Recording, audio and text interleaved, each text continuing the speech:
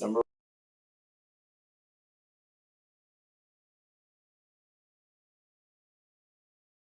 All righty, you got an official backdrop now too. I mean, it's not even. Don't cover it up. It's not even big enough. It's terrible. Yeah, it's not my fault. All righty. And we are go, I think. Yep. Coach, I know there have been some talk from your guys before about how they've had conversations about identity and bringing energy every day. I mean, this didn't seem like a game that they needed to bring energy, but the energy was high all the way throughout.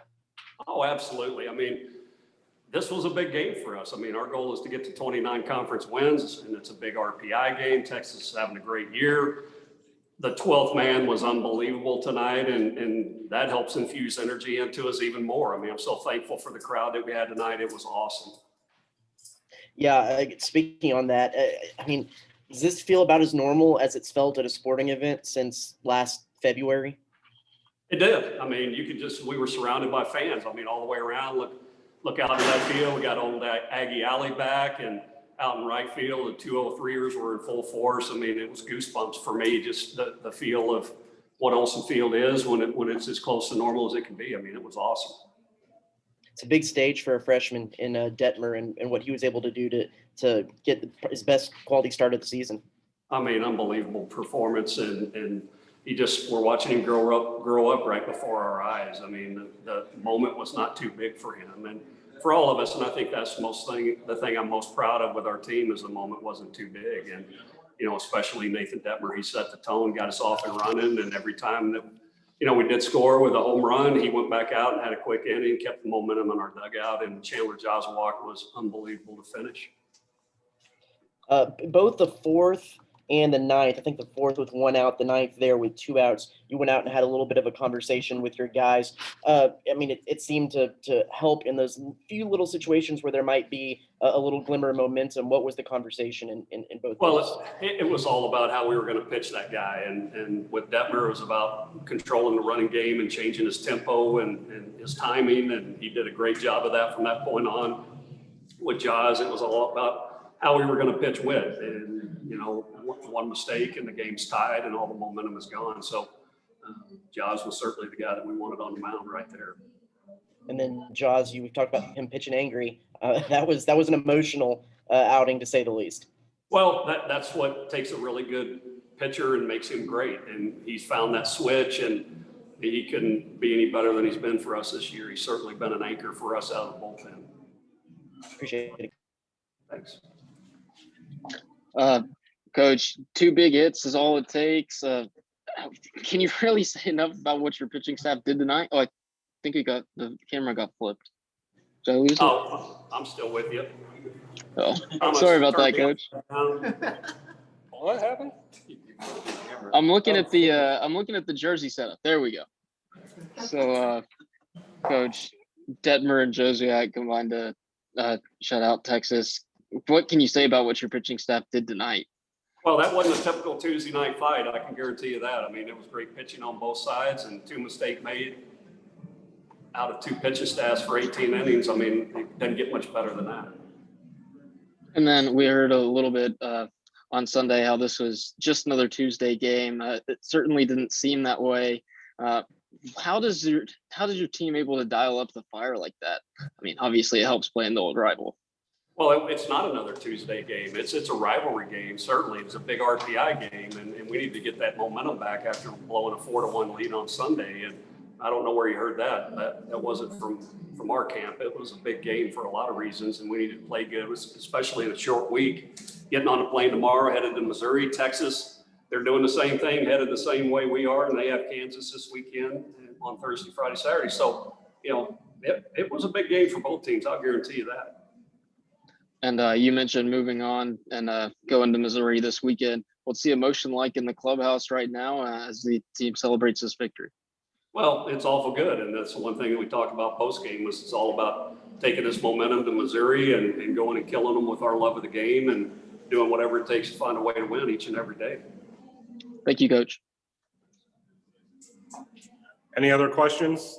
Yeah, Also, Coach, as big as this game was tonight, is the recipe the same going to Columbia to try to pick up the series win there as it's been maybe the last 4 games?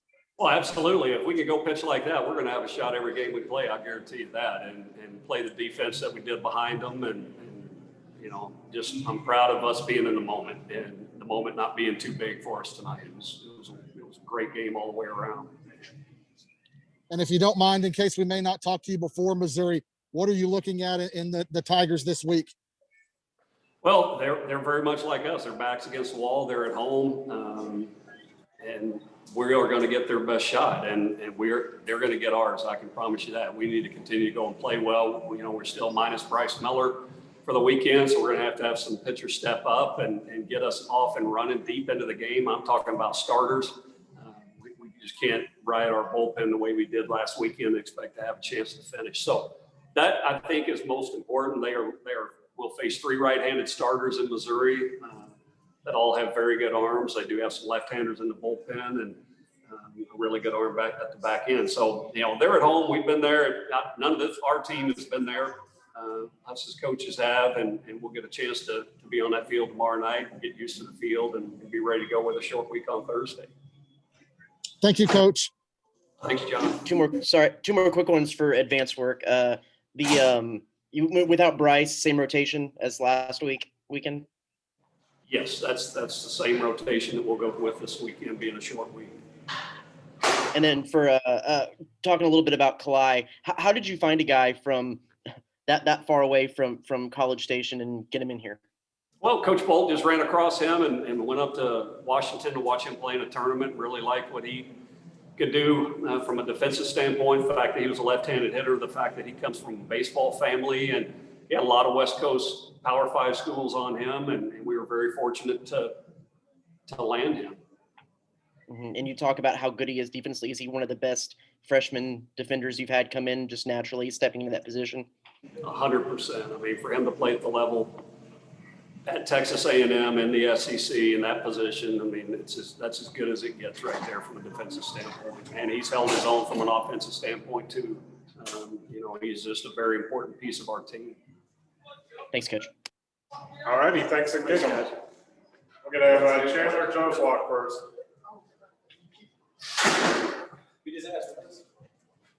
Howdy, guys. Hey, Chandler. Just kind of another ho-hum Tuesday seemed like from you on the mound. Not a whole lot to play for, a lot of energy, right? There always, no matter what kind of game it is. Hey, I guess the main question is, after we saw the horns down there at the end of the game, after the 8th, you had a little bit of a soliloquy towards the Texas dugout. What was at least the general message of the statement? Honestly, I was doing it because I thought, before the game, Coach Childress told me I had 3 or 4 outs and I was going to be done just to, kind of save me for the weekend. We start on Thursday. So the reason I said it was because I thought I was done. I'm not going back out, so I can talk a little mess now. But no cuss words involved. Just kind of told him that it's pretty much over, that I knew the next guy up was going to win the game for us, and it happened to be me. But, that's pretty much all I said. Nothing too bad.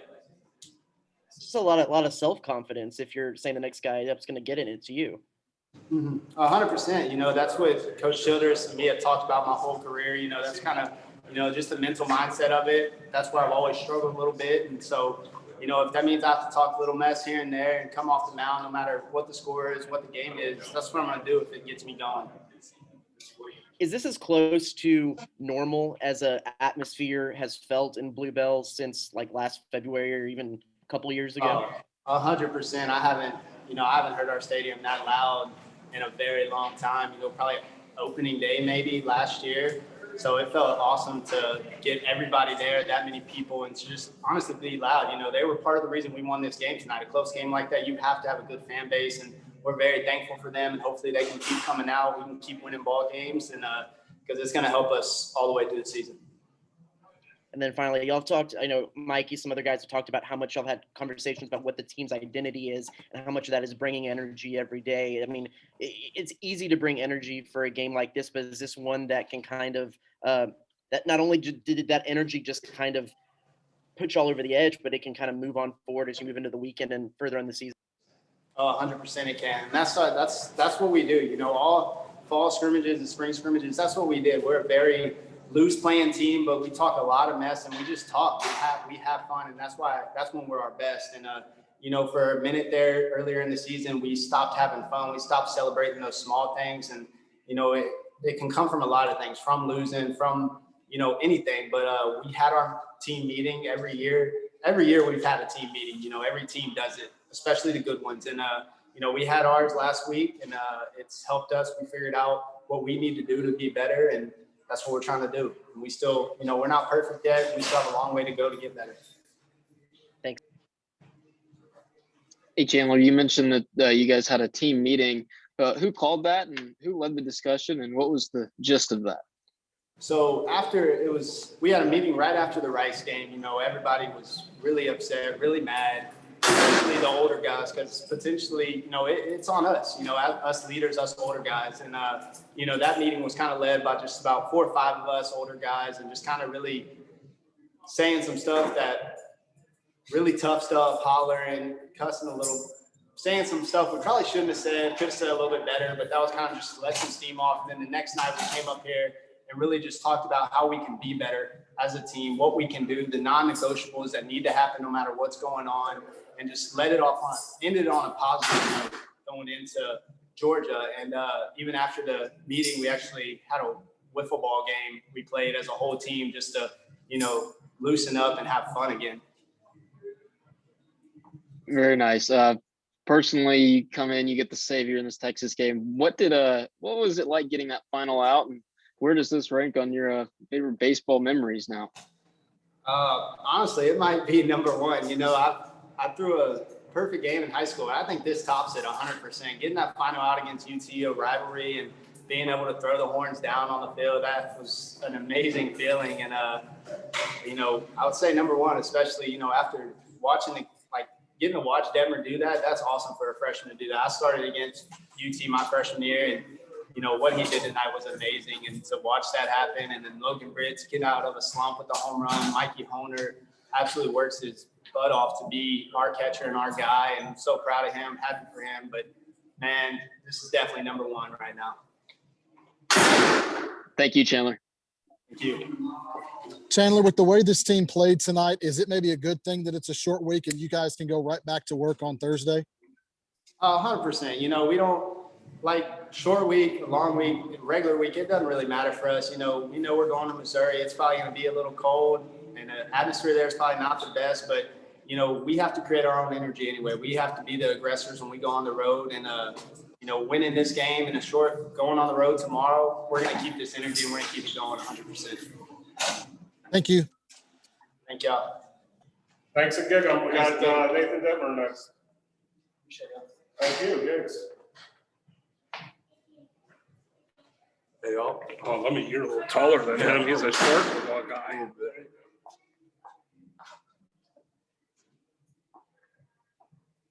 Fire away. Hey, so being a freshman and growing up in Texas, did you have a lot of roots with A&M, or was there some UT roots? What was the kind of family tree look like as far as those two? Well, it's actually an interesting story. I started out a UT fan. I know that might be not very good to hear, but in my younger days, my mom's best friend she went to UT, and she would try to brainwash me. She would buy me all this UT gear, and then one day my mom got remarried, and I moved to San Antonio, and I came to an A&M football game, and I just fell in love with it. The school's amazing, all the traditions, just all the fans, all the energy. I fell in love with A&M. So yeah, my stepdad went here to UT, and that's where that came from. Yeah. So with that background, what does it mean for you to not only get the start, but be able to put up pretty much your best quality starts in such a game like this?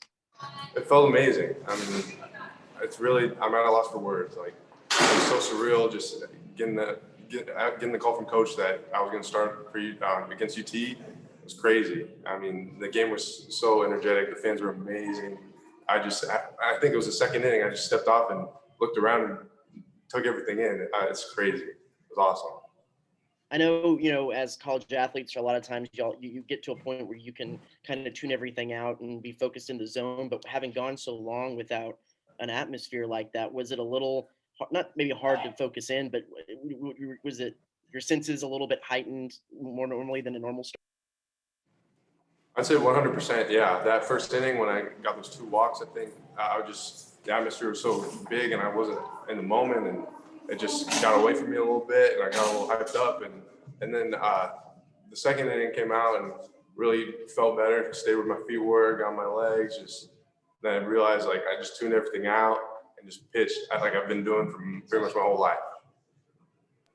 I know y'all have had, Chandler and some other guys have said that y'all had some team meetings and talked about bringing energy even for the little stuff like that. I mean, there's some years that this game gets really energetic. There's some years that it isn't. This year was maybe one of the tops as far as, chirping and horns down and stuff like that. I mean, is that something that y'all kind of purposely brought to help bring momentum moving forward and bring energy to this game?